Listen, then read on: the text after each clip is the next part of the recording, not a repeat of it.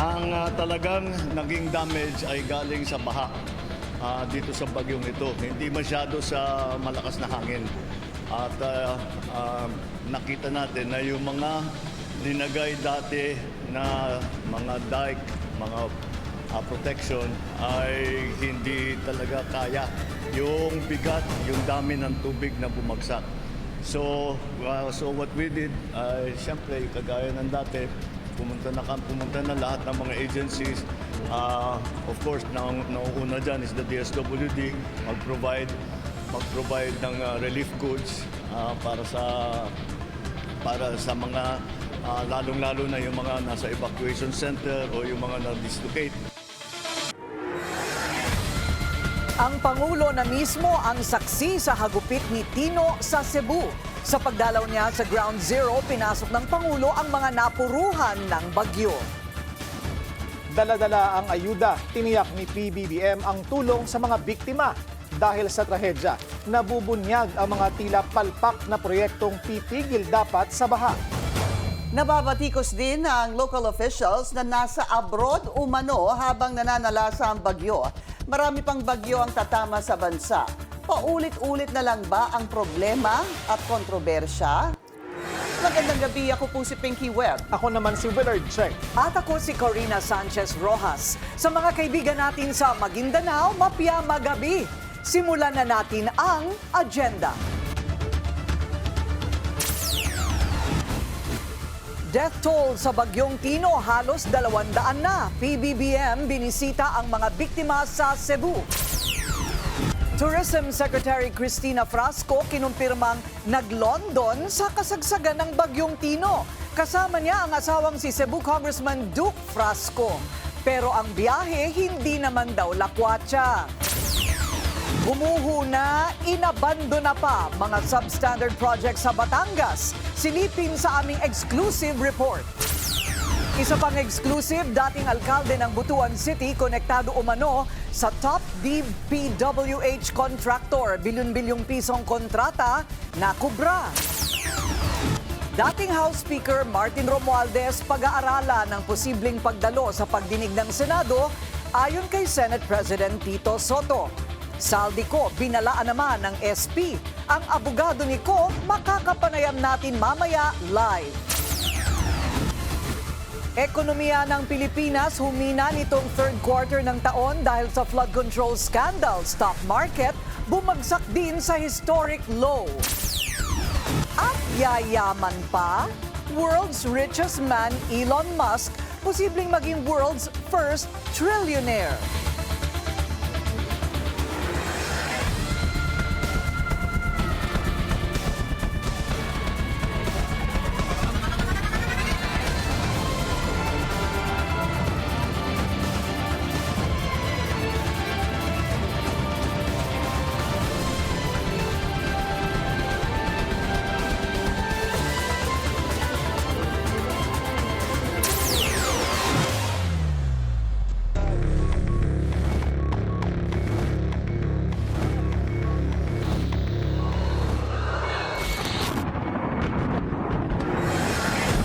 Ilang araw matapos manalasa ang Bagyong Tino, dinalaw ni PBBM ang Cebu.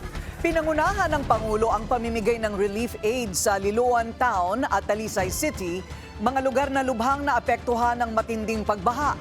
139 ang naiulat na namatay sa Cebu dahil sa hagupit ni Tino, habang 79 ang nawawala pa. Sa kabuuan, umaabot na sa 188 ang death toll ayon sa NDRRMC. 135 ang nawawala, habang 76 ang nasugatan. Dahil sa trahedya, tila nailantad kung paano pumakpak o pumalpak ang multi-billion peso flood control projects sa Cebu. Poorly planned, poorly executed, and we don't know kung may kalokohan din dito. So that will be up to the ICI investigators to find out. Pero definitely, kailangan may mga mananagot dito. Matapos ang sogod, nagdeklara na rin ng state of calamity ang Hinunangan sa Southern Leyte. Napuruhan din kasi ito ng Bagyong Tino. Narito ang agenda report ni Andrea Salve. Hinunangan needs help. Yan ang pangunahing panawagan Hinunangan Municipality Mayor Imard Tocmo. Malubha raw ang sinapit ng kanilang lugar nang tumama ang bagyong Tino sa Southern Leyte. Ang Hinunangan ay katabi lamang ng bayan ng Silago kung saan naglandfall ang bagyo. Lubog sa baha ang ilang barangay kung kaya't napinsala hindi lang ang mga bahay kundi pati na rin ang mga pananim at iba pang infrastruktura. Patuloy naman daw ang pagsusumikap ng mga otoridad sa rescue, relief at clearing operations pero hindi pa rin daw ito sapat. Nanawagan si Tocmo ng donasyon at tulong para sa apektadong mga pamilya. Pangunahing kailangan ng mga residente ang pagkain, tubig na maiinom, damit, sleeping mats, kumot at hygiene kits. Maaari lang daw na makipag-ugnayan sa Mayor's Office at Municipal Social Welfare and Development Office o personal na dalhin ng mga donasyon sa kanilang municipal hall. Pwede rin daw magpadala ng mensahe sa kanilang email address na naka-flash sa inyong mga screen. Malubha rin ang sinapit ng bayan ng Sogod. Sa video na ito makikita ang mga basurang inagos papunta sa dalampasigan. Nagsitumbahan din ang mga poste ng kuryente. Napinsala ang mga bahay at bumigay ang isang tulay. Isinailalim na rin ang bayan sa state of calamity. Patuloy naman ang relief at clearing operations. Ang Sogod LGU nagtayo rin ng libreng pa-wifi para sa mga residente. Kahapon, tig-500 family food packs at portable water ang pinaabot ng Southern Leyte Provincial Government sa mga munisipalidad ng Silago at St. Bernard. Yan ay sa pag-alalay din ng Provincial Social Welfare and Development Office, Philippine Army at Provincial Engineering Office. Para sa agenda, Andrea Salve, Billionaire News Channel. Kinumpirma ni Tourism Secretary Cristina Frasco na nasa London siya nitong Martes kasabay ng landfall ng bagyong Tino sa kanyang home province. Paliwanag ni Frasco, pinangunahan niya ang Philippine delegation sa World Travel Market Summit. Pero dahil sa sitwasyon sa Cebu, pinilian niyang umuwi sa Pilipinas kinabukasan. Lumapag daw siya sa bansa kahapon at agad na pinuntahan ang kanyang hometown na Liloan. Ang kanyang asawang si Congressman Duke Frasco nag-post din ng mga litrato ng kanilang pagbisita sa lugar at pamamahagi ng ayuda sa mga biktima ng bagyo. Una nang inulan ng batikos ang politiko couple dahil sa pagpunta abroad sa kasagsagan ng bagyong Tino.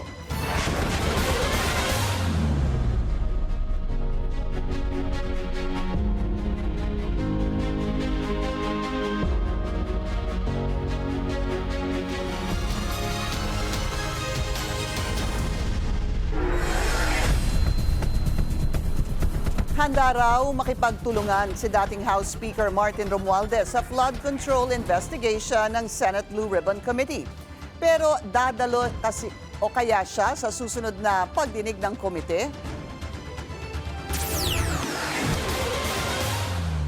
Pag-aaralan ni Leyte Representative Martin Romualdez ang posibleng pagdalo sa pagdinig ng Senate Blue Ribbon Committee sakaling imbitahan siya nito. Ito ang ibinunyag ni Senate President Vicente Soto III sa On Point ng Billionaire News Channel matapos makausap sa telepono ang dating House Speaker. It was just parang filling out if the interparliamentary courtesy would be would be proper, or if we should invite Congressman Martin through the Speaker, or to directly send an invitation to him, or if it is necessary, even at this point. Giit ni Soto ang inaasahang Blue Ribbon Committee Chair na si Senate President Pro Tempore Panfilo Lacson ang may final say kung iimbitahan sa flood control probe si Romualdez. I mentioned something to that effect, that there is a possibility that we can send an invitation or send an invitation through, and it's possible also that he can send a manifestation or he could attend, just in between chit-chats. Okay. And what was his reaction? He was quite positive about it. I did not notice any pessimism. We ended into that possibility that, sige, pag-aralan natin. Pag-aralan niya. How And important? it's also perhaps would consult with his lawyers. Nilinaw din ni Soto na hindi niya pinoprotektahan si Romualdez. I have never protected anyone. It is not in my in my nature to do so. Perhaps what we could say is that interparliamentary courtesy has to be mentioned no matter what because he's a sitting congressman. Whether he is Martin Romualdez or he is Mark Enverga, we have never, and I do not recall the Senate inviting or issuing a subpoena to any member of Congress from the time that I was senator in 1992 up to the present. Sinagot din ni Soto ang mga pahayag ng abogado ni resigned Congressman Zaldico. Ayon kasi kay Attorney Roy Rondain, labis na natatakot na umuwi ng bansa ang dating kongresista dahil sa seryosong mga banta sa kanyang buhay. That's his opinion. That is the opinion of the lawyer. Now, as far as I'm concerned, we follow the law. We will invite, if our committee invites him, we will invite him. If he does not appear, we will issue a subpoena. If he does not appear and accepts the subpoena, we will issue a warrant of arrest. May babala pa ang senador sakaling maging pugante si Ko. There are ways of skinning the cat. There are ways of going about it also that government may be able to do. It's not that easy It's not that easy to what? to stay a evade. fugitive and live a different life in a different country. Government can find ways to go around the extradition laws. Kumpiyansa si Soto na mahahanap si Ko. Might take some time, but he will be found. So it is best that he face the allegations, he face the music.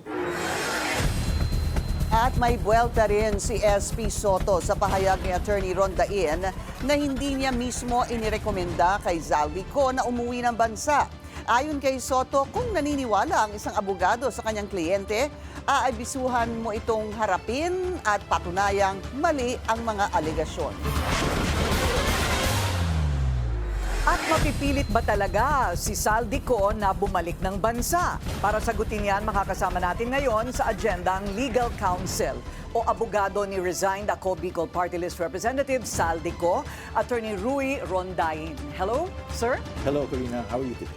Don't ask. All right. It's been a long day. I understand. And everything going on with Congress makes it even longer. Ayan, I share that sentiment. ang unang tanong po ng lahat ng tao, ano po, nasaan ba si Zaldico ngayon? Alam mo, hindi ko pa rin alam up to now because I said last Wednesday na hindi ko alam dahil hindi ko tinatanong. I don't want to know. Hindi ko pa rin tinatanong and I still don't want to know. So nag-uusap po kayo bilang kliyente at kayo abogado sa telepono at hindi po ninyo tinatanong kung Hindi ko saan? tinatanong. Are you not tempted to trace where he is? As an individual, yes, curious, but as a lawyer, I don't want to. Okay, So I and check myself. ito rin po ang gusto ng inyong kliyente na hindi malaman kung saan siya naroon kahit ng kanyang sariling abogado. Hindi namin pinag-usapan pero sinabi ko sa kanya na don't give me any hints dahil ayoko malaman. Sabi niya, okay. Okay, syempre at inaasahan na natin na yung mga nakikinig po sa atin ngayon, ganun lahat ang I know. sinasabi. Ano? Hindi I naniniwala na hindi po ninyo alam kung nasaan I siya. know, pero pwede niyo akong lasingin, pwede niyo akong torturin. You cannot get it from me because there is nothing to get from me. So this is also why ayaw niyong malaman. Yes. Baka makainom po kayo at masabi Correct. ninyo. Ayun, Correct. okay. So kayo po ba inabigyan na ng summon ng ICI o ng Blue Ribbon Committee para umappear? Hindi pa, puro nababasa ko lang na meron pinadala yung ICI, yung Blue Ribbon, definitely wala pa ako na babalitaan. Wala pa po. Wala pa. So ano po ang sagot natin dito sa patutsada ni Senate President Tito Soto na kung wala naman siyang itinatago, bakit hindi siya bumalik? And it's difficult to stay a fugitive. Pugante po ba ang inyong kliyente? Hindi siya fugante. Ang batas, ang definition ng fugante is yung tao na tumakbo para tumakbo from a case. Wala naman case pa nung pumunta siya because he left nga several months ago bago pa pumutok itong skandalo na to for medical reasons. So wala siyang tinatakbuhan. Ngayon, baka na-misinform lang si Senator Soto because sinabi niya that's my opinion daw on what the law is. Ang context kasi nung nangyari doon, tinanong ako nung press briefing, may balak bang umuwi yung kliyente niyo? Sabi ko, at this time wala dahil natatakot siya. And hindi ko naman sinabi na excuse yun, legal excuse para hindi harapin yung mga kaso. Ibang storya yun. Pagka nagkakaso na, and that's when we will react. So Pero- you're saying iba ang legal, iba ang politika? Correct. Exactly what I'm saying. Okay, Kasi they keep saying na harapin niya yung charges. Eh, what charges? Wala naman charge. Okay. Di ba? Naririnig ko rin po yun na meron na pong charges, pero wala pa po kayong natatanggap. Wala. Ang safe word na ginagamit nila, akusasyon. Harapin niya yung mga akusasyon. Sabi ko, anong akusasyon? Dahil puro generic naman yung akusasyon.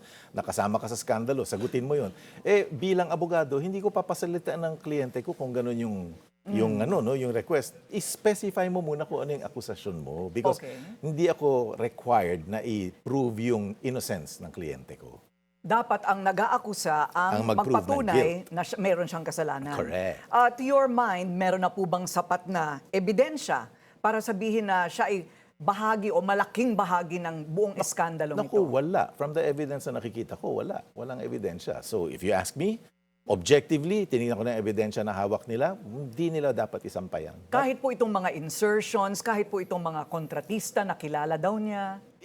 Yung insertion hindi illegal, Corina. Narinig na natin yan kahit kay Senator Lacson. Everyone's been doing it, no? Yung insertion na yan. Ang masama yung may insertion kapag tapos hindi na-implement. Yung insertion becomes evidence of yung intent to commit a crime, no? But insertion itself hindi bawal, hindi illegal. Okay. Now, Ang kinikusyon yata nila ay napakalalaki ng mga halaga ng mga insertion sa mga lugar na wala namang lumabas ng mga proyekto. iyon ang problema. Yung hindi ginawang proyekto, nandun yung krimen. Eh wala naman siyang partisipasyon dyan because ang implementation niyan is nasa local government or nasa executive agency na DPWH na magpapagawa ng mga flood control. Hindi naman congressman And the ang gumagawa contractor. nun. And yung contractor. Oo. Hindi naman siya contractor. Hindi naman siya DPWH. So ang inyo pong payo sa inyong kliyente, hindi ka kailangan umuwi dito. Ang sinabi niya sa akin, tinatanong sa akin nung press kung walang balak umuwi. Sabi ko, walang balak umuwi at this time dahil nga natatakot siya para sa buhay niya. Okay. Eh, Ano po ba yung sakit niya? Bakit siya nagpunta sa abroad? I can only tell you na meron siyang cardiac condition. Pagkatapos, but I can't tell you everything else. Hindi ko pwede ibigay yung detalye. No? Yun na nga, nakita ko kanina yung interview ni Senator Soto na Face the Music. Sabi ko, what music? Pinadala ng wife ko kanina yung videos ng mob dun sa ombudsman na mukhang papatay na ng tao yung crowd. Hindi music yan, mob yan. Okay. Di ba? Pagka meron ng formal charges, and I hope wala, kung meron ng formal charges, and then we will react. What can construe a formal charge? Pag na-file na, And if there is enough evidence? and then, well, it should not be filed unless there's enough evidence. Kung na-file na, I assume na meron silang ebidensya, and then we will react pag na-receive na namin. Can you give an opinion about what would construe enough evidence? Kailangan admissible evidence It has to be credible evidence and admissible evidence. Hindi pwedeng hearsay, hindi pwedeng chismis, hindi pwede sabi, nagdala kami ng milyon-milyon pera doon, tinanggap ng aid niya para kay congressman daw. That's hearsay twice removed. Sabi niya, sabi ni Juan, sabi ni Pedro, sabi ni Juan. Yes. Hindi tatayo sa korte. But can he be compelled to show bank statements? Yung kanyang salin, halimbawa. Open yung SALN. In fact, I had that debate with some members of the press the other day. Sabi ko, alam ko open yan makukuha yan dahil Okay. public document yan Hindi ko alam kung bakit yung ibang mga congressman at senador isinusumite na naman. Parang, ito nilabas na ni senador like this and like that. Pero bakit kailangan pa nilang i-resubmit? Isn't it? I don't think it's readily available to just anyone. Aralin ko but alam ko because Yes. I keep saying na when I defended Mikey Arroyo sa mga tax evasion case niya 10 years ago, mas kompleto pa yung SALN nila kaysa sa akin Yung press, mas maraming kopya kaysa sa akin. We had to look for copies of his SALNs. What about the aircraft? Pinag-uusapan lahat ng mga aircraft na nakalipad daw mula sa Pilipinas at naka-eskapo. Nasaan na ngayon ang mga aircraft na yun? And are those clearly his? Clearly not his. Kasi nakadeklara naman sa SALN niya yung kanya mga assets. Yung assets niya do not include any aircraft. Ang assumption ko, yung mga aircraft na yon na ina-attribute na kanya is pag-aari ng mga aviation company na meron siyang stockholding. Nakadeklara rin yan sa SALN niya. Okay. Na Misibis Aviation, something. Pero hindi ako abogado ng mga kumpanya. I'm certainly not the lawyer for Misibis Aviation. How are they able to leave the country? It was totally legal? Commercial flight? yeah. Commercial flight or private jet? I don't know. I don't know. Ah, Hindi pa hindi niya ako pa. abogado at that time nung umalis siya. I see. Okay. Hindi pa rin po nare-revoke naman yung kanyang passport. Hindi pa. Di ba? Hindi nila mare-revoke yun basta-basta. Hindi nila mare-revoke. Bakit po? Yung pinipilit nung congressman, sabi niya, i-cancela na pagkatapos problema na ng abogado yan, ba't nag-aabogado yung DFA para sa kanya? Hindi ho ganun. Under the passport law, pwede na i-revoke yan ng korte, pagkatapos kung obtained through fraud or kung may national security risk, yung national health, etc. Wala naman sila napuprove na ganun eh. Sabi nga nung congressman, i-revoke na. Dahil problema ng abogado, hindi ho ganun. Hindi ho tayo communist state. Kung may attempt po na i-revoke ang kanyang passport, you can move to Yes, TRO definitely. that. Oo. Yes, Pwede. absolutely. But the DFA will not eh. Sinabi na nung DFA na hindi yata naintindihan nung congressman yung passport law. Hindi ho ganyan ang passport. Kailangan ho may pang-revocation. Kailangan ho sumunod sa proseso. Kailangan sumunod sa batas at sa proseso. Yes. Okay. Nung revocation, nung cancellation. I'm sure you've seen the affidavit of Ronald Gutesa. Ay, No, tama ba yung actually, pangalan? Basta si Ginoong Gutesa? Actually, Orly Orly. Gutesa. No, Saan ko actually, nakuha hindi ko yung pa Ronald? nakita. Okay, Orly Gutesa. Napanood ko lang sa Senado. Okay. Binabanggit po doon yung mga pangalang John Paul Estrada at Mark Teksay. Okay. Na kanya po daw mga alipores o kanyang mga kasabwat. Are you aware of this relationship? Tinanong ko siya dyan na meron ka ba mga empleyadong ganito. Sabi niya, yes, ang mga aid ko yan, once upon a time. Pero nung time na yan, ang recollection niya is hindi na sila employed by him. Hindi pa ako ganyan kalalim sa detalyeng yan. Kasi yan yung isang story rin na she said, he said, hindi ba? Sabi ni Kwan, dinala doon. At sabi niya, tinanggap daw nitong dalawa at dinala daw kung san-san. So, Okay. But these two are now missing, right? Missing in action. Hindi sila mahanap. I don't know. Are they hiding? Well, they can't be found. So, hindi natin alam. Okay. So, Maraming tao kung gustong hanapin, hindi ko naman mahanap. yes, din. but so you're saying hindi mo naman sila abogado. So, No. hindi mo, wala kang No, pakialam kung no. nasaan sila. Okay. So, may posibilidad pa na bumaligtad yung inyo pong kliyente? I mean, wala po bang kumakatok sa kanya na mula sa kabilang kampo para sabihin, mag-state witness ka na lang, ilabas mo na lahat ng katotohanan? Wala naman. Wala naman. Nothing serious. Kasi maraming nag-opinion na ilabas mo na lahat, maglaglag ka na, pero wala namang serious. Walang serious. Wala naman that I should be concerned about Okay. as his lawyer. Pero bukas po ba si Ginoong Saldico na makausap at sabihin mo na lahat, bumalik ka na dito, hindi ka namin kakasuhan? Hindi pa namin pinag-usapan. Wala pa ako dyan eh. Kasi again, I don't know what the accusations are. No? Naririnig ko lang yung mga sinisigaw-sigaw na mga politiko na sagutin mo yung akusasyon. What accusation? Yan palagi kong tinatanong eh.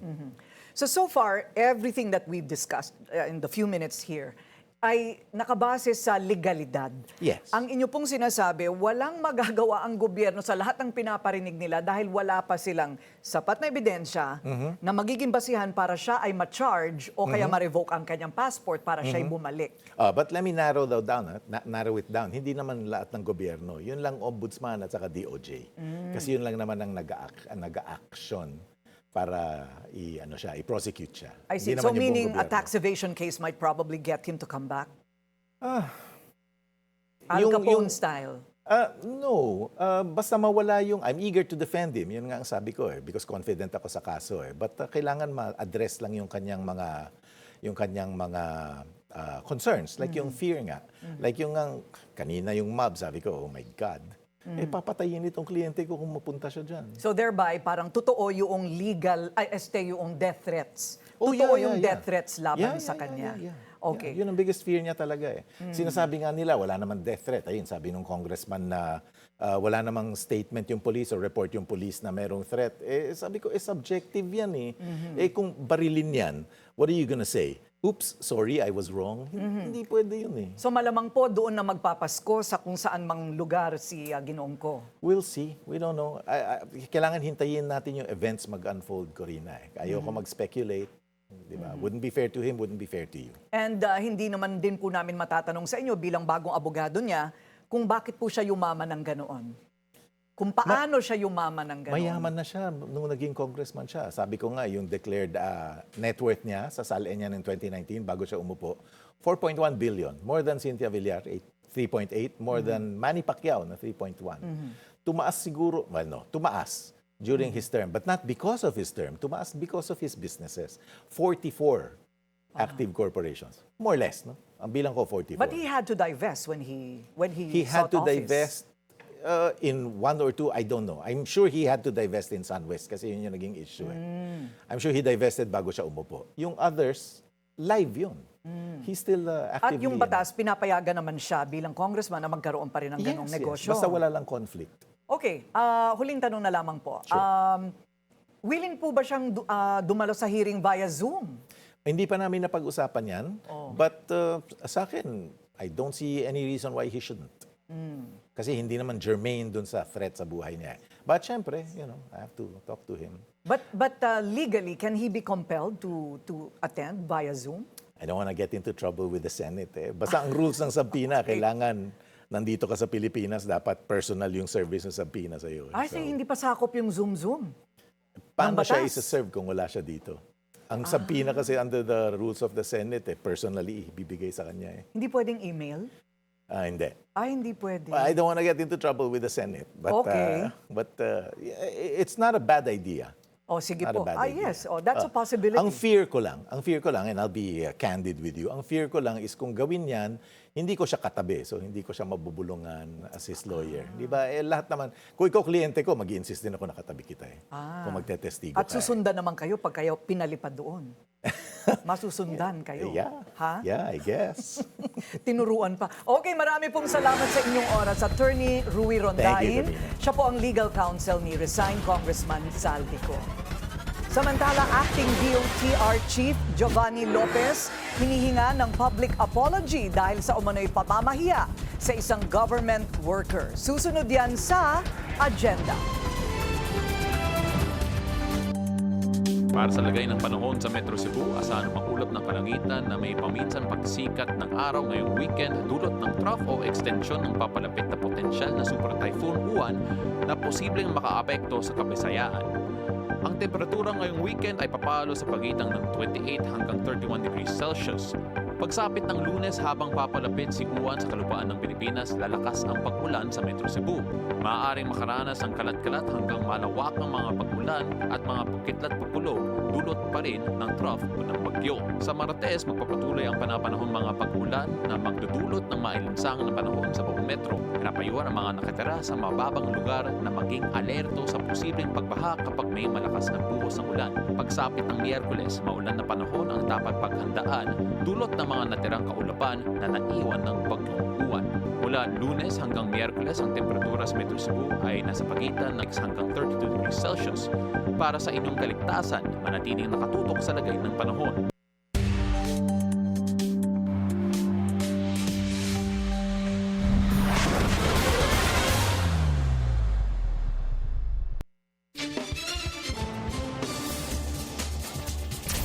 Traffic check muna tayo ngayong Biyernes sa EDSA Guadalupe. Bumper to bumper ang mga sasakyan sa north and southbound lanes.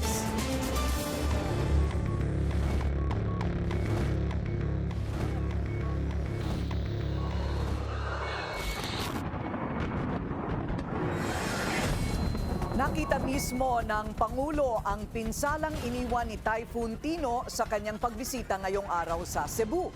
Tiniyak niya ang tulong ng gobyerno sa mga biktima ng bagyo. Dumating sa Cebu si Pangulong Bongbong Marcos para tingnan ang sitwasyon ng mga sinalanta ng bagyong Tino. Pinasok niya ang Barangay Kukot, isa sa malubhang na pinsala sa bagyo. Dito, ang karamihan sa mga residente, wala nang mababalik ang bahay. Kinausap at tiniyak ng Pangulo ang tulong na ibibigay ng gobyerno. Siniguro rin ng Department of Social Welfare and Development ang tuloy-tuloy na tulong tulad ng pagkain. Mayroon din silang matatanggap na financial assistance mula sa local government unit. Namahagi rin ng mga hygiene at sleeping kit at food boxes sa evacuation center ng Kotkot.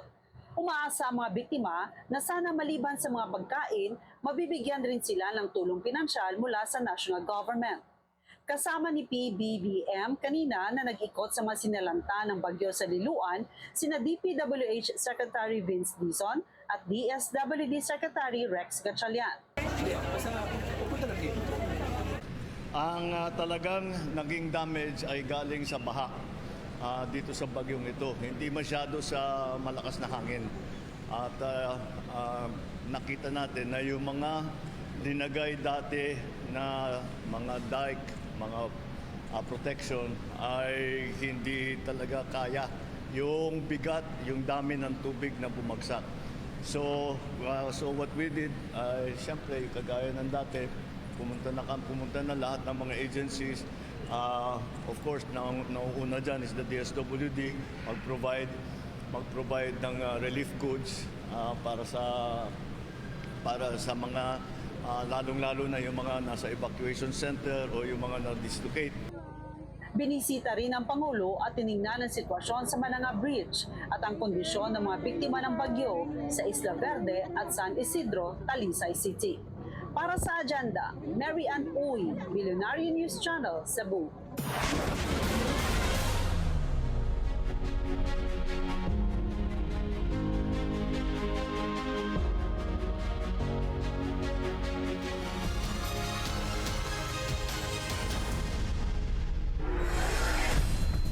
Sa patuloy na investigasyon sa flood control scandal, nabubunyag ang mga proyektong tinipid at napabayaan umano. Ilan sa mga ito nadiskubre sa Batangas. Ang detalye sa exclusive agenda report ni Joash Malimban. Mga gumuhong river wall, mga nabungkal na sheet pile at tila mga inabandon ng project site. Ilan lang yan sa mga naabutan ng Billionaire News Channel sa pagsama sa ginawang inspeksyon ni Batangas 1st District Representative Leandro Leviste, kaugnay ng mga questionabling flood control project sa kanyang distrito. Unang binisita ng kongresista kahapon ang ilang proyekto sa bayan ng Lemery. Ang flood control project na ito ginawa raw noong 2022. Pero matapos gawin, saka umano nagsagawa ng dredging sa nasabing lugar. Dahilan kung bakit bumigay at lumundo ang ilang bahagi nito. Nag-angatan din ng mga lupa sa paligid at naglabasan ng mga bakal na pangsuporta sana sa proyekto. Next up ang isang proyektong ito sa Pansipit River. Itong lahat, mga luma na to, di ba? I mean, bago pa kayo nakabaon ng mga ito. Ayon kay Congressman Leviste, una na nilang binisita ang site, 2 buwan na ang nakararaan. Ang kanilang mga nakita, tila mga tinipid na sheet pile. Binabaon nila ang mga sheet pile na sinukat namin, mga 4 meters lang. At nung sinukat namin, inabandon ng contractor yung site. Fast forward a little bit over 2 months, they're now back at work to attach these longer sheet piles to the already installed initial sheet piles. May nakita ring mga sali-saliwang height ng mga sheet pile na nakalagay sa project site. Bigla raw kasing dinugtungan at pinahaba ang mga naunang sheet pile na ito matapos imbestigahan ng kongresista. Nagmistula tuloy itong matataas na pader matapos i-weld at doblehin ang haba nito. Sa susunod na buwan na ang target completion date nito, pero nananatili pa rin ganito ang progreso ng proyekto. The initial question is, why were the initial sheet piles shorter than those in the DPWH program, and would they have lengthened these sheet piles had we not measured the sheet piles in August? Nakapailalim ang proyekto sa joint venture ng Frandel Construction and Development Corporation at VR Patron Builders na ilan umano sa top contractor sa 1st District ng Batangas. Ayon kay Congressman Leviste, lahat ng binisita nilang flood control project ng Frandel Construction, kung hindi pa gumuguho, substandard naman ang mga ginagamit na materyales. Ang VR Patron naman, una nang iniulat ng Billionaire News Channel na nakapangalan kay Mark Patron, anak ng incumbent Vice Mayor ng San Jose, Batangas na si Valentino Ben Patron. Bukas ang Billionaire News Channel para sa panig ng mga nasabing kontraktor. Para sa Agenda, Joash Malimban, Billionaire News Channel. Iniuugnay ang dating mayor ng Butuan City sa top contractors ng DPWH. Bilyones daw ang kinita ng mga ito mula pa noong Arroyo administration. Yan ang exclusive agenda report ni Hannah T. Lumapit sa Billionaire News Channel ang isang retired engineer at inireklamo ang dating alkalde ng Butuan City na si Ronnie Vicente Lagnada. Naiuugnay daw kasi si Lagnada sa hindi bababa sa 3 construction companies. Base sa pagsusuri namin kasama ang ilang report mula sa Philippine Center for Investigative Journalism, si Lagnada ay isa sa founders ng Equiparco Construction Company, isang malaking construction firm sa Caraga Region. Isa rin umano siya sa likod ng Triparco Development Corporation. Nakalap namin ang isang dokumento mula sa Construction Industry Authority of the Philippines na as of July 2016, si Lagnada ang nakalistang authorized managing officer ng Triparco. Sa parehong taon, naispata ng BNC ang ilang joint ventures ng Equiparco at Triparco sa Mindanao. Lumobo pa ang mga ito noong 2018. 3 sa joint ventures, nasa parehong amount na 289.5 million pesos. Sabi rin ng whistleblower na si alias Nick, kapatid ni Lagnada ang isa ring kontratistang si Jose Vicente Lagnada na naging authorized managing officer naman ng Happy Althi Builders Corporation. Naka-joint venture na rin ng kumpanyang ito ang Equiparco. Sabi ni alias Nick, sinusubukan umano ng ilang kontratistang lumaban sa bidding ng ilang project sa Caraga pero hindi sila nananalo. Mayroon po akong isa contractor na gusto mag-fight sa kanya, ma'am. Kaya lang, ang ginagawa niya, ma'am, pinadidisqualify niya doon sa bidding. Kasi kanya man halos yung mga DE at RDD. Naluklok sa pwesto si Lagnada bilang alkalde ng Butuan noong June 2016 at natapos ang termino ngayong taon. Sa nakaraang 3 administrasyon, kasama sa top 10 DPWH contractors ang Equiparco. Sa Duterte administration pa lang, mula 2016 hanggang 2017, top 3 ito na nakakuha ng mga kontratang nasa 8.4 billion pesos in total. Sa taong 2016 din, in Caraga Region alone, halos 3 bilyon na agad ang mga nakuha nitong mga kontrata base sa DPWH records.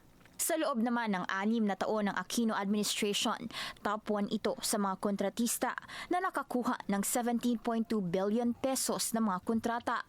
Habang sa panahon ni dating Pangulong Gloria Macapagal Arroyo mula 2001 hanggang 2010, nakakuha ito ng 6.1 billion peso worth of projects. Una nang sinabi ng kampo ni Lagnada sa PCIJ na nang maluklok siya sa pagkaalkalde, hindi na raw siya bahagi ng Equiparco.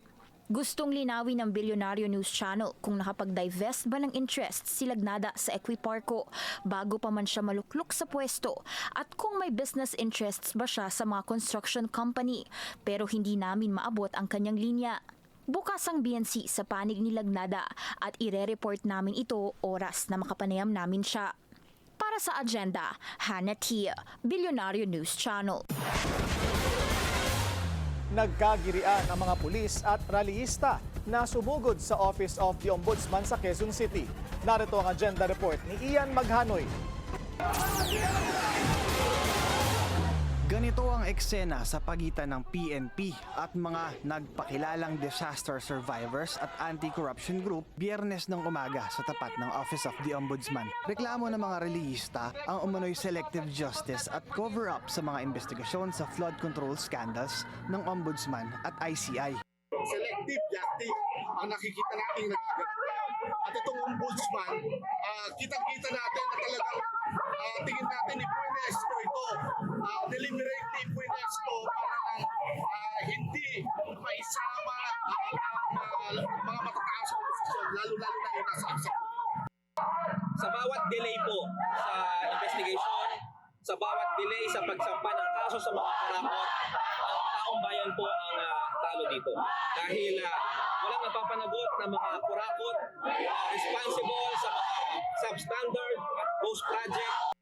Inakisan din nila ng pulang spray paint ang mga poster na ito na may mukha ni President Ferdinand Bongbong Marcos Jr., Vice President Sara Duterte at Ombudsman Jesus Crispin Remulla. Sa ngayon, tila ang tinaguriang BGC Boys pa lang ang may katiyakang mapanagot kaugnay sa maanomalyang flood control projects. Target ng mga rallyista na makiisa sa malawakang kilos protestang ikakasa sa November 30 sa Luneta Park para muling manawagan ng pananagutan sa flood control scandal. Para sa agenda, Ian Maghanoy, Billionario News Channel. Usap-usapan pa rin ang Love, Not Greed placard ni ICI Chairman Andres Reyes Jr. Para sa grupong Artikulo 11, hindi naman mareresolba ng pag-ibig ang problema sa korupsyon. Yan ang agenda report ni Just Ignacio. Pwede kitang bigyan ng love. Alam mo bakit? Kasi siya ay brand ko sa fraternity. So pwede kitang bigyan ng love. Pero we don't need love sa ganitong sitwasyon. What we need is laban.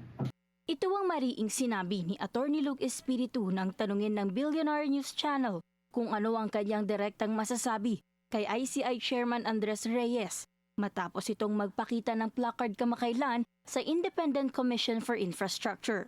Tinututulan ng Artikulo 11 ang panawagan ni Chairman Reyes para sa love sa gitna ng pananalasa ng Bagyong Tino kung saan marami ang nasalanta, agarang hustisya at pagpapanagot sa mga opisyal na sangkot sa flood control mess daw ang matagal nang dapat gawin. Kung hindi, ay buwagin na lang daw ang ICI. As I said, when I explain anong problem ng ICI, it does not matter on how they think they are honest or pure or good intention. It is written, as I said, in the DNA of the ICI, it is written in the stars na by the very nature of its creation, yan ay simply magiging cosmetic. Panawagan din ng grupo ang paglunsad ng People's Tribunal kung saan may say ang masa sa nagpapatuloy na investigasyon, pati mga aktibong organisasyon na nagsusulong ng anti-corruption. Ayon naman kay ICI Executive Director Attorney Brian Hosaka, layo ng ICI na labanan ng korupsyon at panagutin ang mga sangkot sa flood control scandal. Patuloy din daw ang case build-up batay sa ebidensya. Marcos Duterte! Panagutin! Panagutin! Ngayong araw ang simula ng 11 days of protest against corruption ng Artikulo 11, kung saan inaasahan ang sunod-sunod na pagtitipon sa iba't ibang lugar hanggang sa malawakang kilos protesta sa Bonifacio Day, November 30. Para sa agenda, Just Ignacio, Billionaire News Channel. Tama na raw ang paligoy-ligoy. Hinahanapan na ng konkretong aksyon ng ICI kaugnay sa mga dawit sa flood control scandal. Narito ang agenda report ni Ivy Reyes. When you say tell all, sir, anong ano to? Marami siyang nasabi sa amin ng mga detalye pa na hindi niya nabanggit sa ibang forum. May unexpected names po ba na nagsurface? September 19 nang kumanta sa mga otoridad si former Bulacan Assistant District Engineer Bryce Hernandez.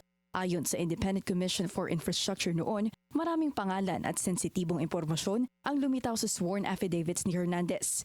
Fast forward to November, malaki pa rin ang kawalan ng tiwala sa komisyon. Una, dahil wala pa raw nabibingwit na malalaking isda. Pangalawa, kulang umano sa pangil ang ICI. Kahapon, sa kanilang pang-apat na interim report, ipinasa ng ICI ang baton sa ombudsman pagdating sa pagsasampa ng criminal cases. Consistent sa posisyon ng ICI, fact-finding body daw kasi sila, kaya nasa ombudsman pa rin ang kapangyarihan na magsampa ng kaso laban sa mga nasasakdal. No, it's up to them to evaluate. Because I think that's their discretion. We cannot force them to file. Dagdag ni ICI Chair Andres Reyes Jr., masusing investigasyon pa ang kailangan para maiugnay ang kung sino mang malalaking politiko ang nakipagkontrata sa kickbackan ng Public Works Department. Bagaman nakakaapat ng interim report ang ICI, hindi sumasapat ang press briefings ng komisyon. Ayon yan kay Kontradaya Convener Danilo Araw. Asahan daw ng ICI na magpapatuloy ang mass demonstrations dahil hanggat walang nasasampahan ng criminal liability, nagmimistulang mga pangalan lang ng mga opisyal na paulit-ulit ang nababanggit. Bukod sa issue ng live streaming na inoprobahan ng komisyon matapos ang ilang araw na panawagan mula sa publiko, pinuna rin ni Araw ang viral slogan ni Reyes kahapon. Masyado raw maraming theatrics ang komisyon pero kakaunti ang aksyon. Kung quotations lang din naman daw ang nais ni Reyes, sana raw tatsulok na lang ang hiniraman nito ng lyrics. Sa apat na interim report ng ICI, isa pa lang dito ang nakatuon sa mga malalaking opisyal.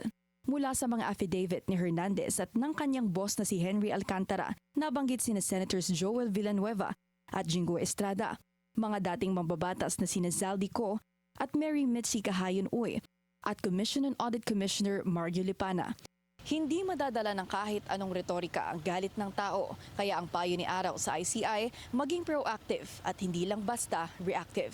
Para sa agenda, Ivy Reyes, Billionaire News Channel. Viral ngayon ang naging inspeksyon ni Acting DOTR Secretary Giovanni Lopez sa LRT-1 Baclaran Station. Nahuli kam kasi ang pagsermon niya sa station manager matapos madatnan na madumi ang pasilidad at na lamang 4 na taong nang walang tubig sa mga comfort room. Na-call out tuloy si Lopez ng LRT unions dahil sa kanya umanong pamamahiya at pangiinsulto sa isang government worker.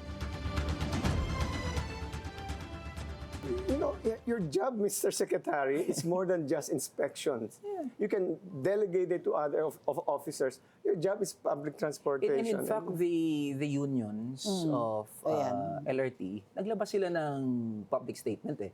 And they are asking Acting Secretary Lopez to issue a public apology. And I also demand that. At kausapin po natin ngayon si Acting DOTR Secretary Giovanni Lopez. Secretary Lopez, magandang gabi po sa inyo. Ay, magandang gabi po, Ma'am Pinky, at sa lahat po na nanonood ng iyong programa. Kayo po ba ay handang magbigay ng isang public apology? Hindi po ako magbibigay ng public apology, Ma'am, sa union.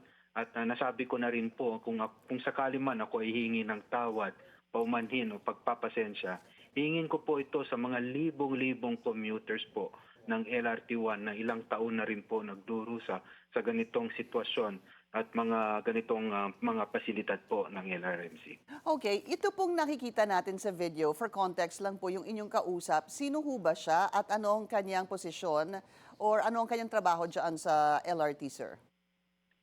Siya po ay isang station manager po ng LRMC. Nung ako po'y dumating sa Baclaran Station, agad ko po pinatawag yung station manager at siya po yung pumunta. At nung kami po yung umiikot, sinabi ko nga po kay ma'am, sabi ko, ma'am, iparating niyo po ito sa upper management kasi po madami talagang pagkukulang dito sa Baclaran Station. So ano po ang sabi niya noong sinabi niyo na kailangan ipaabot ito sa upper management? She said yes, ma'am. Naparating niya na rin yung ganitong walang tubig. At as a matter of fact, when I asked her po kapag ilang taon na walang tubig, sinabi niya nga po 4 to 5 years. Kaya ang sabi ko 4 na taon. At doon po talaga medyo talagang sabihin natin out of frustration, napamura po talaga ako. Opo, nakita ko nga po yun, napamura kayo noong nalaman mo yung tagal, ano? Siguro, Secretary, the issue also would be, sino ho ba talaga ang responsable? Doon sa issue ng number 1, madumi po. Number 2, walang tubig doon sa CR. At pangatlo, yung nakita ko din pong inyong video, yung meron pong senior citizen na kailangan po bumaba ng hagdan, di ho ba? At syempre, nakakatakot yung ganong senaryo na dahil may tubig po sa floor, pwede pong mag-slip, no, yung senior citizen. Okay. Sino ho ba talaga responsable doon? Ang may pangunahing responsibility po dito is the private operator, yung concessionaire, yung LRMC. Kung maalala po natin, ito po ay naibigay na po ang operation and maintenance of this LRT1, nasa private operator na po yan. Ang gobyerno ngayon, sa DOTR at LRTA, kami po ang regulator. So sila na po ang may pangunahing responsibilidad. Ganun pa man, kami po na nasa gobyerno, kailangan din namin na-inspect, kailangan tignan at ipaalala sa kanila kung ang kanilang mga pagkukulang. At kung may magagawa po kami sa gobyerno, tutulungan din po namin sila. So, wouldn't it have also been prudent or right, sir, being Acting DOTR Secretary, na kausapin po ang LRMC? Dahil kung ganun po yung kalagayan doon sa Baclaran Station, ay hindi ho ba silang may kasalanan nun? Yes, ma'am. At ang kagandahan po dito, right after po ng inspection natin, nagipag-ugnayan kaagad ang LRMC sa LRTA. Tapos nag-text din po sila sa akin at they acknowledge their shortcomings. At sabi nga po nila, ito po ay gumagawa sila ng modernization ng kanilang mga istasyon. Kaya sabi ko, madaliin nila. Kasi hindi po pwedeng hanggang ngayon walang tubig. Ang pinanggagalingan ko po, as a matter of fact, kapag wala magtubig sa isang palikuran, madumi, ay yan po isang basic need at kailangan talaga. Opo. Of course. Ano ho yung modernization na, how does that relate to, meron po silang ginagawang modernization pero 4 na taon na pong walang tubig. Hindi ko po maintindihan paano napapasok ang modernization sa walang tubig sa CR, sir. Exactly, ma'am. Yun din po yung talagang kapag maririnig nyo lang po yung kanilang explanation, minsan mapapaisip po kayo kung saan po nanggagaling yun. Pag ganun pa man, sabi ko nga po, sige, kapag may mga plano kayo dito, unahin na lang po natin yung tubig sa may palikuran. Kasi ang alam namin ng LRMC at ang Maynilad, yung water concessionaire dun sa lugar, ay sister company naman. So hindi po sana umabot ng 4 na taon na wala talagang tubig. But Secretary, understandable, while it was a good intention po na tingnan po yung stasyon, just looking back, parang kasi the butt of yung galit ninyo or frustration na lang po ay napunta dito kay station manager. Siguro the issue is, did she deserve to be spoken to or that way? Siyempre, by an acting DOTR secretary. Ma'am, the entire conversation po ng pagsama namin, kapag if you can only see the entire video po, the entire inspection ko po, hindi po talaga ako nagalit sa kanya. The only time na medyo napataas talaga yung boses ko, yung nalaman ko walang tubig ng 4 na taon. And I did not even curse at her po. Napamura ako sa sitwasyon. At napatingin pa ako kay Administrator Cabrera kasi yun po yung gustong sabihin na 4 na taon to, ba't hindi ko alam? Ba't hindi to nakakarating sa DOTR? Yun po yung mga punto ko. At isa pa po yung kung mapapanood yung video, nakita ko nga po yung matanda, yung mag-asawa, na talagang delikado kasi basang-basa yung floor. Nagtanong po ako kapag may mga tagalinis o may mga utility, ba't walang nagpupunas dito sa ating basang hagdan, napakadelikado. So doon lang po yung I was just very emphatic. Yeah, I actually saw that. Out of urgent necessity po. In fact, Opo. In fact, yung senior citizen na lalaki po ay parang hirap din. Parang bumaba nung hagdan. din po. Opo. Yeah. Okay. But sir, kayo na po nagsabi, nandun po si Mr. Cabrera. Ano po? Matagal na ho siyang nandyan Opo. Paano ho ba dapat ang magiging role ng DOTR bilang regulator ng LRTA? And yung trabaho po ng LRTA, ng LRMC rather, number 1, sir, napagandahin naman po yung palikuran. Number 2, lagyan naman ng tubig po yung palikuran. At number 3, panatilihing malinis po yung istasyon ng Baclaran. Isa pa lang po yan sa napag-uusapan o nakita natin na inyong in-inspection, sir. Yes, ma'am. Ang LRMC, ang LRTA po, we sit as a chairman of the board of LRTA. Siya po ay GOCC po namin. Sila po talaga din ang may pangunahing responsibilidad to inspect and to make sure that the private concessionaire comply with their responsibilities under the concession agreement. So nung kausap ko si Administrator Cabrera, sabi niya din sa akin, ang dami nilang sulat sa LRMC. So sabi ko, i-compile mo lahat yan at kailangan ko makita, kailangan mo rin mag-submit sa akin ng mga audit ng report ninyo para makita natin kung kailan pa hindi sumusunod ang LRMC. Alright. So I gave Administrator Cabrera 1 week po. And sabi niya, he's ready to comply. By next week, ibibigay niya po sa akin lahat. Okay. Napaka-unacceptable ho, Secretary Lopez, yung talagang walang tubig sa palikuran ng 4 na taon na. So patuloy ho ba kayo mag-i-inspect pa ng ibang mga stasyon? Yes, ma'am. Mas paigtingin ko pa po ang aking inspection. Alright. At hindi lang po Baclaran Station, ang dami ko na rin pong natanggap na reklamo sa mga iba't ibang stasyon sa LRT 1. Ang sinasabi ko nga po, hindi naman natin kailangan umabot pa na araw-araw o linggo-linggo kailangan kong tignan ang mga istasyon. So kung pagtutulungan namin ng LRMC at sa LRT, ayusin na natin ang dapat ayusin. Maraming salamat po sa inyong oras, Acting DOTR Secretary Giovanni Lopez. Thank you po, Ma'am Pinky. Cebu City Mayor Nestor Arquival dinepensahan si Slater Young sa gitna ng mga batikos. Susunod yan sa agenda.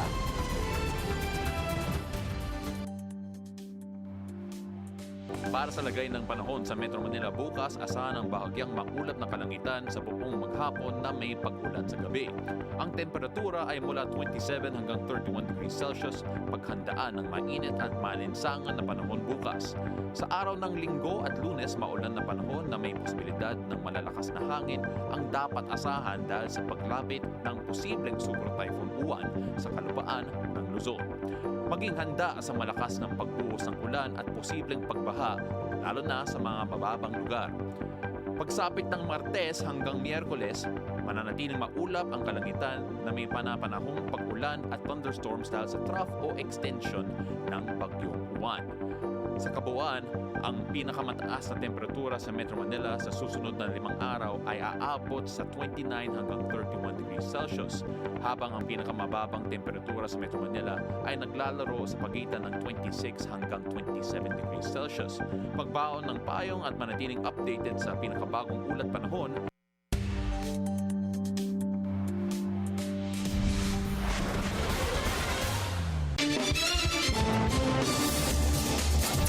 Traffic check ulit tayo sa EDSA Mega Mall. Mabagal ang daloy ng mga sasakyan sa north and southbound lane.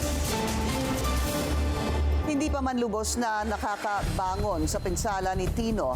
Kumakaripasa na ang mga ahensya ng gobyerno para paghandaan ang isa na namang bagyo. Yan ang agenda report ni Ian Maghanoy. Sa Linggo, November 9, inaasahang papasok sa Philippine Area of Responsibility o PAR ang bagyong Fongbong na tatawaging Uwan. Ayon sa Office of Civil Defense o OCD, magiging malakas ang dala nitong ulan at hangin na maaaring pumalo sa 250 kilometers per hour. Dagdag ng OCD, halos kasinlaki ng Pilipinas ang lawak ng paparating na bagyo. Kung kailangan din talaga lumikas at umalis doon sa area nyo dahil prone siya sa flooding or landslide, gawin po natin yan para maiwasan po ang disgrasya. Kaya't bilang paghahanda, ngayon pa lang ay inirekomenda na ng OCD ang preemptive evacuations para sa tinatayang higit 6 na milyong pamilya na inaasahang maaapektuhan ng bagyo. Partikular sa mga maaagang pinalilikas ay ang mga residenteng nakatira o kaya ay malapit sa coastal areas o dalampasigan kung saan inaasahang magiging malakas ang hampas ng mga malalaking alon. Mga nakatira sa paanan ng bundok kung saan inaasahan ang mga landslide at mga nakatira sa tabi ng dam.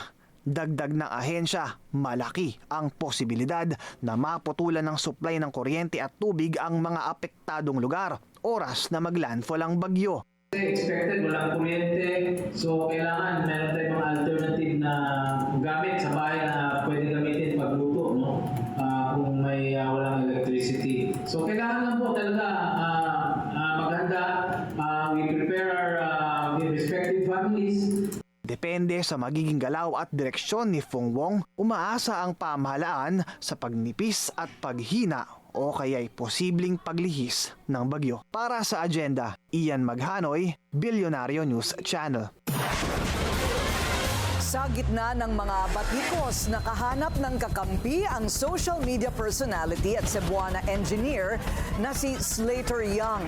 Ayon kay Cebu City Mayor Nestor Archival, unfair na isisi sa proyekto ni Slater ang matinding baha sa Bakayan. Yan ang agenda report ni Marian Uy. Lunes nang rumagasa ang baha bunsod ng bagyong Tino sa Cebu. Isa sa pinakamalubhang binaha ang Villa del Rio sa Bakayan. Sakop ng North District ng Cebu ang Bakayan. Karamihan sa mga nasawi, taga Sitio Comon. Hindi lang gamit sa bahay ay nanod, kundi mga sasakyan at maliliit na bahay. Bakit ba matindi ang epekto ni Tino sa Barangay Bakayan sa North District ng Cebu City? Paliwanag ng engineer na Mayor Nestor Archival, umapaw ang Butuanon River. Aabot sa 23 kilometer ang lawak ng Butuanon. Sakop nito ang dalawang malalaking syudad, ang Cebu City at Mandaue City. In Barangay Bakayan, you have areas na doon sa Villa del Rio. Yung Villa del Rio is a subdivision. Yeah. Okay, now more or less it has about 400 houses. And this Villa de Rio is surrounded, no? Parang half of it doon yung perimeter ng we call as the Butuanon River. Okay, there beside also the Butuanon River, mayroong mga tao naglagay ng mga bahay doon beside the river banks. Now, for the last 30 years, itong Villa del Rio, walang problema ito. So, walang nangyari, walang flooding. One, because it has its own perimeter wall or retaining wall, no? Parang protection. At the same time, parang fence na rin yun. Now, they didn't realize na iba ito. Pero iba ang reaksyon ng netizens matapos ang pagbaha. Tila ba sinisi nila ito sa isang malaking proyekto ng subdivision dahil daw sa nakakalbong bundok. Kaya nagbabago rin ang dinadaluyan ng tubig mula sa ilog. Wala naman yung related sa baha ngayon eh. At saka yung development nila, it's not actually yun ang support ko. Yung support ko is yung dinonate nila yung ginawa nilang daan. Wala. It has nothing to do. Yeah, that's correct. Bakit i-relate mo doon sa baha or sa flooding dito sa Bakayan? Pero todo batikos ang netizens sa proyekto na isang subdivision sa South District ng Cebu City. Dawit ang pangalan ng celebrity at engineer na si Slater Young. Anila, ang development ng mga malalaking subdivision at pagkakalbo ng mga bundok ang naging sanhi ng malawak na pagbaha. No, I should later make noise. I don't think so. I mean, that's too far. The North District is actually Bakayan. Ito sa South eh. But I think it should be unfair connecting that Slater thing to this what happened in Bakayan. Bunsod ng pangbabatikos online, nilimitahan muna ni Slater ang comment section sa kanyang social media account. Wala pa rin siya inilalabas na pahayag tungkol dito. Para sa agenda, Mary Ann Uy, Billionaire News Channel, Cebu. Mas lumakas pa ang bagyong Fungwong na nasa labas pa ng Philippine Area of Responsibility sa ngayon. Kumuha tayo ng update mula kay Pag-asa Weather Forecaster Obet Badrina. Magandang gabi, Obet. Gaano nakalakas itong paparating na bagyo at gaano ba kalawak ang rain band nito? Magandang gabi po, Sir Willard. No? Magandang gabi po sa lahat ng mga taga-panood natin. Yung kanyang lakas ngayon ay nasa Severe Tropical Storm category. So para ma-imagine po ng mga kababayan natin, hanggang signal number 3 po yun kung tatama sa lupa. Yun yung kanyang lakas, more or less. Ang to be specific, ang kanyang maximum sustained winds o pinakamalakas na hangin malapit sa gitna ay nasa 110 kilometers per hour, habang yung pagbugso naman ay nasa 135 kilometers per hour. Ito'y kumikilos pa kanluran sa bilis naman na 25 kilometers per hour at posibleng pumasok na ng Philippine Area of Responsibility ngayong gabi or bukas po ng madaling araw. Sa tanong po ninyo, no, sa ngayon yung kanyang ang kanyang laki po, no, ang kanyang radius ay halos nasa mahigit 700 or almost 800 kilometers po from the center. So more or less po yung diameter niya aabot po ng mga around 1,500 kilometers, no? So medyo malawak po talaga yung sakop niya, lalo na in terms of mga pagbugso ng hangin. At kahit nasa labas pa ng Philippine Area of Responsibility, dahil malawak na itong bagyo, nakataas na po ang signal number 1 sa southeastern portion ng Quezon, eastern portion ng Romblon, Camarines Norte, Camarines Sur, Catanduanes, Albay, Sorsogon at Masbate. Signal number 1 din sa northern Samar, eastern Samar, sa Samar, Biliran, Leyte, southern Leyte, northern and central portions ng Cebu, kasama yung Bantayan at Camotes Islands, northeastern portion ng Bohol, northern portion ng Negros Occidental, northeastern portion ng Capiz, at northeastern portion ng Iloilo. Gayon din po sa Mindanao, signal number 1 sa Dinagat Islands at Surigao del Norte. Inaasahan nga natin by tomorrow ay posibleng lalo pang lumakas ito at maging isang typhoon category. At possible din po na bago ito magtumama sa kalupaan, posible po no bandang gabi po ng linggo o madaling araw ng Lunes, posible po kasi itong tumama dito sa may bahagi ng Isabela or Aurora, or kung mas bababa pa ito o magsa-south pa po, possible na sa Quezon. Pero sa ngayon, Isabela, Aurora yung possible na tamaan ng sentro ng bagyo. Pero bago pa tumama yung sentro ng bagyo, magiging maulan na at mapakalakas ng hanging mararanasan sa halos malaking bahagi po ng Luzon, no? Lalong-lalo na sa northern and central Luzon. Linggo pa lamang po, or even gabi po ng bukas ng gabi, mararanasan na yung mga pag-ulan at mga pagbugso ng hangin, lalo na dito sa Bicol Region at Eastern Visayas. Pagdating po ng Linggo hanggang Lunes, malalakas ang mga pag-ulan, mga pagbugso ng hangin na ang mararanasan ang halos sa malaking bahagi ng Luzon kasama na yung Metro Manila. Dito po sa Metro Manila, posibleng Linggo pa lamang makakaranas na po tayo ng mga pag-ulan, mga pagbugso ng hangin. Yung pinaka-peak niya ay sa Lunes po, no? Kasi Lunes po inaasahan nga tatama sa lupa yung sentro ng Bagyong Uwan, at ito po ay babaybayin niya itong Northern Luzon. So possible po base sa latest track natin, dadaan ito dito sa may area nga ng Cagayan Valley Region and then Cordillera, at lalabas naman paputungo sa West Philippine Sea dito sa may bahagi ng Ilocos Region. Posible naman itong lumabas ng Philippine Area of Responsibility maaring Martes po or Miyerkules. So yan po yung possible na maging track ng bagyo. So kumbaga po, ang pinaka-crucial po natin ay Sunday and Monday. Kasi Sunday po possible ng gabi tatama yung sentro ng bagyo, pero bago pa tumama yung sentro ng bagyo, kalahati na po nung diametro ng bagyo ay nasa kalupaan na po ng Pilipinas, kaya ramdam na po natin as early as Sunday, habang babaybayin naman nung kalahati pa nung bagyo, no, yung nasa may eastern part ng tropical cyclone, yung nalalabing bahagi ng yung Luzon pagdating naman ng araw ng Lunes. So yun po yung pinaka-crucial natin, Sir Willard, yung Sunday to Monday after early or mga umaga po hanggang tanghali ng Martes. Sir? Oo. Obet, bali delikado, no, lalo't gabi inaasahan na tatama ang kanyang sentro sa lupa, ano? Opo, although as early nakikita naman natin as early as tanghali ng Linggo ay ramdam na po yung epekto ng bagyo, dahil nga po bago tumama yung sentro, kalahati na ng bagyo ay dumaan na dun sa tatamaan niya, which is yung area nga po ng eastern section ng Luzon. Obet, on track ba si Fung Wong na maging isang super typhoon? Yes po, opo, tama. Mabuti na itanong po ninyo. Hanggang signal number 5 yung pwedeng itaas natin. Signal number 5 po yung super typhoon category. That's more than 185 kilometers per hour. Kaya po, base sa latest track natin, possible bago tumama sa lupa ng either Isabela nga or Aurora, ito po ay nasa super typhoon category. Pero dahil sa lawak ng kanyang rain band, ano, Obet, may mga bahagi sa Luzon, Visayas at Mindanao na kailangan talagang mag-ingat. Tama po kayo, no? Tama po yung binanggit ninyo. Possible po na halos malaking bahagi ng bansa natin, Luzon, Visayas, at itong northern part ng Mindanao ay maaring makaranas po ng mga pagbugso ng hangin at mga pagulan.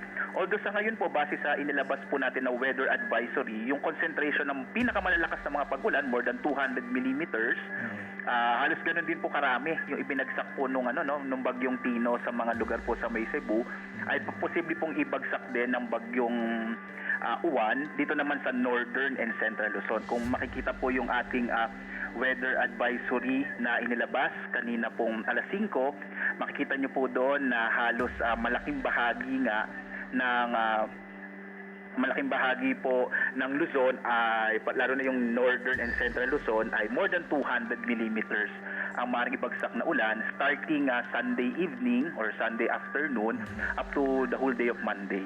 Okay. So maraming dalang ulan, Obet, at kailangan din siyempre mag-ingat sa storm surge, yung mga nasa coastal areas. Yes, tama po kayo. Lalong-lalo na nga kung yung lugar kung saan tatama yung sentro ng bagyo, which is sa ngayon po, ipinapakita nga na yung area ng Isabela at Aurora. Pero kailangan maghanda din, no, yung mga nasa Bicol Region at Cagayan Province, dahil po yung iba pang bahagi ng bagyo ay tatama din po doon. Alright. Anong oras, Obet, ang susunod na update ng Pag-asa Ukol Yes, dito? magkakaroon po tayo ng 11 p.m. update para sa next na bulletin po natin. Alright. Importanteng abangan, no, dahil baka magbago rin ang direksyon ng bagyo. Yes, tama po kayo. Salamat. Maraming salamat. Pag-asa Weather Forecaster, Obet Badrina. Humina ang ekonomiya ng Pilipinas sa third quarter ng 2025. Ilan sa mga itinuturong dahilan ang sunod-sunod na mga bagyo at ang flood control scandal. Narito ang agenda report ni Paulo Barcelon. Lumagapak sa 4% ang paglago ng ekonomiya ng Pilipinas mula Hulyo hanggang Setyembre, ang pinakamabagal mula 2021 nung nasa ilalim pa ng mahigpit na lockdown ng bansa dahil sa COVID-19 pandemic. Ayon sa Philippine Statistics Authority, hindi naabot ng pamahalaan ang target na 5.5 hanggang 6.5%. Malayo rin ito sa inaasahang 5.2% ng mga eksperto. Ayon kay Economic Planning Secretary Arsenio Balisacan, malaki ang epekto ng investigasyon sa mga kontrobersyal na flood control project na nagpabagal sa government spending at ng sunod-sunod na kalamidad na nakasira sa mga negosyo at kabuhayan. The third quarter's performance reminds us of the urgent need to address key challenges and strengthen our foundations for rapid, sustained, and inclusive growth. Bumagal din ng consumer spending o ang halaga ng mga ginagastos nating mga mamimili sa 4.1% kumpara sa 5.5% na naitala noong Agosto. Nagtala naman ang paglago ang services at agriculture sectors habang halos hindi umusad ang industriya sa 0.7%. Sa kabila nito, nanatiling malakas ang sektor ng serbisyo, lalo na sa retail, financial at professional activities na umabot sa mahigit 5 to 6% ang growth. Ayon kay RCBC Chief Economist Michael Ricafort, may pagkakataon pang bahagyang makabawi ang ekonomiya sa pamamagitan ng inaasahang pag-ayos ng panahon at tumataas na consumer demand tuwing magpapasko. Pero bukod dito, ani Ricafort, dapat daw ayusin ng gobyerno ang governance standards at reformang pang-ekonomiya para manumbalik ang sigla ng mga namumuhunan sa bansa. Kung ang mga negosyante ang tatanungin, pagpapanagot pa rin sa mga sangkot sa flood control scandal ang pinakamainam na gawin. Lalo't kung may indikasyon ng pagbaba ng GDP ngayong Q3, yan ay ang agarang aksyon hindi lamang sa korupsyon kundi sa lahat ng suliranin na hinaharap ng ating sambayanan. Lalo't sa bawat datos na naitatala sa ating ekonomiya, ramdam sa bawat halagang ginagastos at sinisingil mula sa ating mga bulsa. Para sa Agenda, Paulo Barcelon, Billionaire News Channel. Samantala, mas kailangan daw pagtuunan ng pansin ang export sector ngayong bumaba ang GDP ng bansa. Sa programang Business 360 ng Billionaire News Channel, sinabi ni Philippine Exporters Confederation President Sergio Ortiz Luis na tila puro lamang dada ang gobyerno, lalo na sa industriya. Kailangan daw itong palakasin para makabawi ang ekonomiya. And to the SMEs, to both sector, we just government has been playing lip service for the last several years, no? And that is why it's understandable that we are being left behind by our neighbors. Yeah. Our budget for export is practically nothing. Muling bumagsak sa historic low ang stock market ngayong Biyernes, nagsara ang PSEI sa 57.59. Mas mababa pa ito sa record close na 57.83 noong October 2022. Ayon kay Jonathan Ravela, Senior Advisor ng Reyes Tacandong and Company, epekto ito ng pagkadismaya ng mga investors sa mababang third GDP quarter figures. Bagsak din ang piso ngayong araw, nagsara ito sa halagang 59.04 kontra dolyar. The world's richest man, Elon Musk, posibleng maging world's first trillionaire. Inaprubahan na kasi ng shareholders ng automotive company ni Musk na Tesla ang $878 billion pay package para sa kanya. Matapos ng niyan, tumaas ng 2% ang shares ng Tesla. Makukuha ni Musk ang pay package kung lolobo ang market capitalization ng Tesla sa $8.5 trillion sa loob ng 10 taon. Bukod sa Tesla, pag-aari rin ni Musk ang SpaceX at ang dating Twitter na X. Holiday season, damang-dama na sa Araneta City. Susunod yan sa Agenda.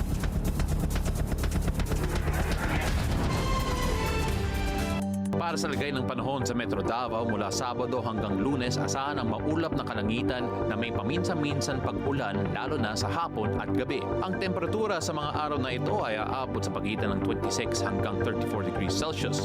Pagsapit ng Martes ng gabi hanggang Miyerkules ng hapon, inaasahan ang maulan na panahon sa buong Metro Davao dahil sa moisture mula sa kanlurang bahagi ng Mindanao.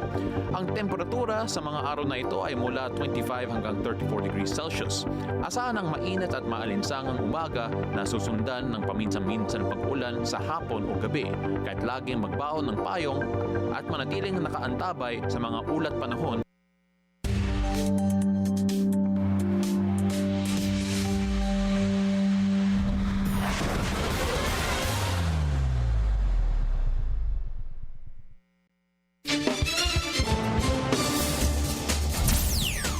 Isa pang traffic check ngayong Friday rush hour. Sa EDSA White Plains, mabagal ang daloy ng mga sasakyan sa northbound lane. Moderate naman ang southbound lane. Inanunsyo na ang mga nanalo sa 67th Ramon Magsaysay Award. Yan ang agenda report ni Pierre Pastor. Live mula sa Metropolitan Theater, Manila. Pierre, sino-sino ang mga nanalo?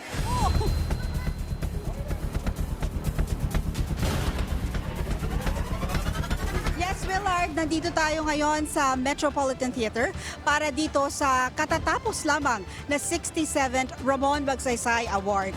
Asia's Premier Prize, highest honor at tinagurian din itong Nobel Prize of Asia. Ay taunang nagagawad ng parangal sa mga bukod-tanging individual sa Asia na maihahalin tulad kay former Philippine President Ramon Magsaysay for his example of integrity in governance at siya ay tinagurian ding one of her outstanding leaders of his time. Ang mga nagawaran ng awards ngayong taon ay ang Foundation to Educate Girls Globally ng India. Pangalawa, si Shahina Ali ng Maldives sa kanyang di matatawarang pagsisikap para maprotektahan ang marine ecosystem. At ang ikatlo, our very own Father Flaviano Flavi Antonio Villanueva dahil sa kanyang lifelong mission na iangat ang dignidad ng mahihirap at oppressed. Proyekto niya itong Arnold Janssen Kalinga Center for the Poor at nagtalaga din siya ng si Villanueva ng paghilom program kung saan nag-organize siya ng exhumation, cremation at internment ng mga biktima ng war on drugs. Okay, nagtalaga siya ng dambana ng paghilom, lugar ng remembrance para sa mga pamilya ng mga biktima ng extrajudicial killings. I receive this award not as a prize, but as a voice for those who are often silenced, for the countless voiceless victims of the war on drugs, at least 80 of whom are here with us today, for the thousands of homeless still wandering in the streets, seeking not only a meal, but a little mercy, those whose cantons have been kicked aside by powers that be and power trippers and crushed under indifference. And I receive it too for the countless defenders of human and environmental rights.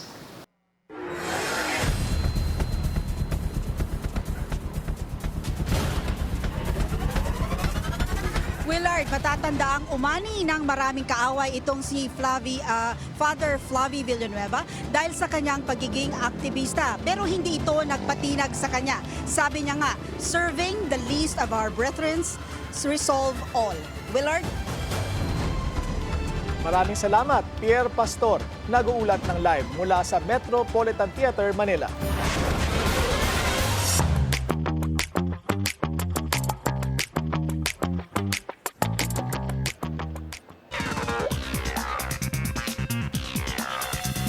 City of First is shining bright once again.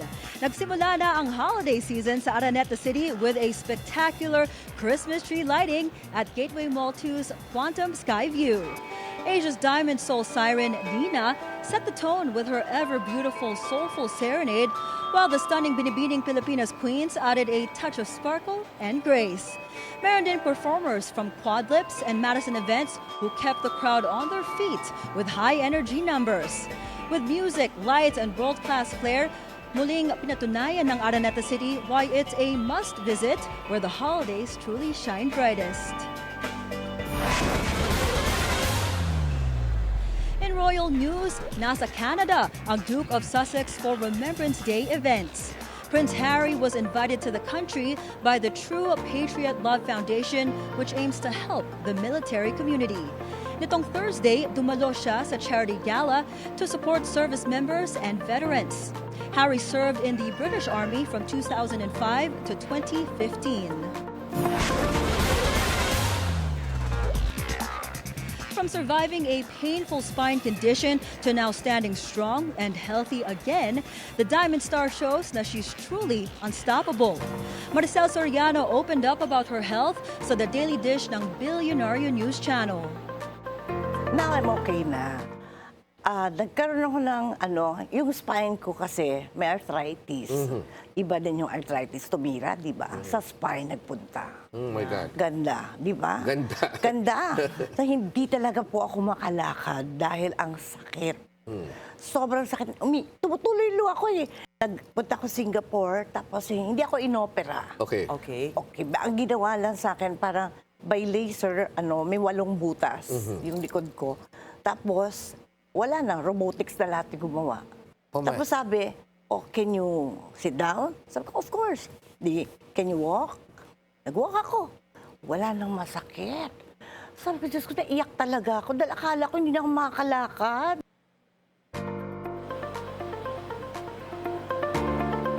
Beyond showbiz, Maricel is also unafraid to speak out, especially about corruption. Ano masasabi mo kung yung buwis na binabayaran mo, na pinagtrabaho mo, pumapasok hindi pumapasok diretso sa dapat pasukan, pero sa bulsa ng iba? Ibiblip ko ba? Oo. Silent treatment din ba? Parang actually nagdasal ako noon eh. Nagdadasal ako pag ganyan.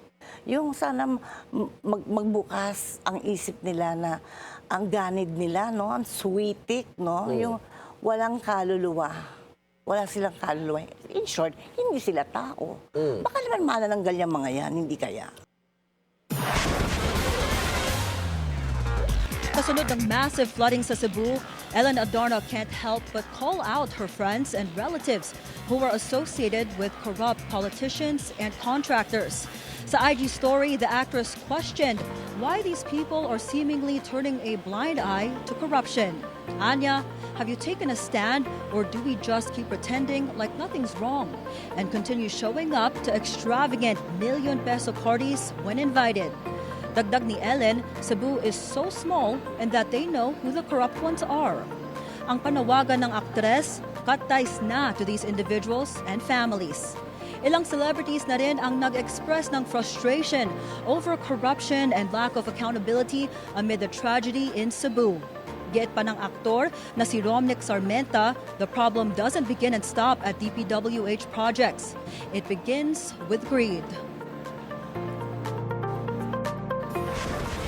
And that's it from my end. I'm Monique Tuzon. Happy Friday. Back to you, Karina, Pinky, and Willard. All right, it's a weekend. Happy Friday, Happy everyone. Friday! Nauna na si Monique. Nagmo-malling na. Oo, malling na siya. Ang daya. Pero there's something to be said about preparing for Christmas early. Para hindi ka masyadong gumastos, right?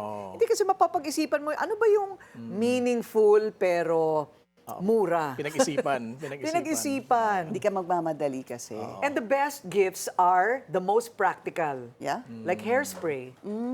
Sige, alam ko na gift ko sa iyo. Ano pa? Spray net. Ano pa mga practical? Spray net. Aqua net, ganon. O mga ganyan. Toothbrush. At saka magkakasale sa 11-11. Oo, magkakasale sa 11-11. Toothbrush, anong pa gusto mo? Electric o ano?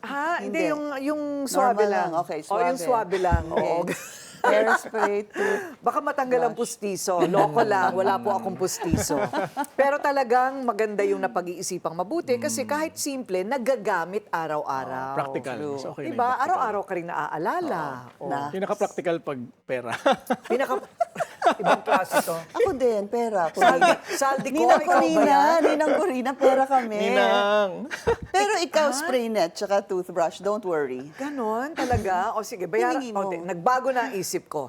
Bayaran nyo na lang yung isang buwan kong amortization. Ay, pass. Paghatian ninyong dalawa. Nako. Mahal na. Hindi kaya ng net worth namin.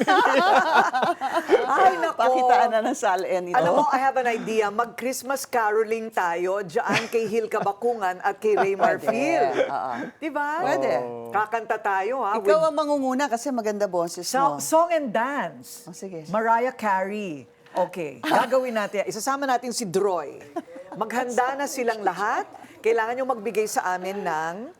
Ano? Angpaw. Ano ba yung angpaw? Pagka kami kumanta at sumayaw. Don't forget. Handa na ba kayo? So, happy weekend, everyone. Happy weekend, Pinky and Willard. Happy weekend. It's 48 days to go before Christmas. Yan po ang ating agenda ngayong gabi. Ako po si Pinky Webb. Ako naman si Willard Cheng. At ako si Corina Sanchez Rojas. Sa bawat issue, may anggulo at ang balita may agenda.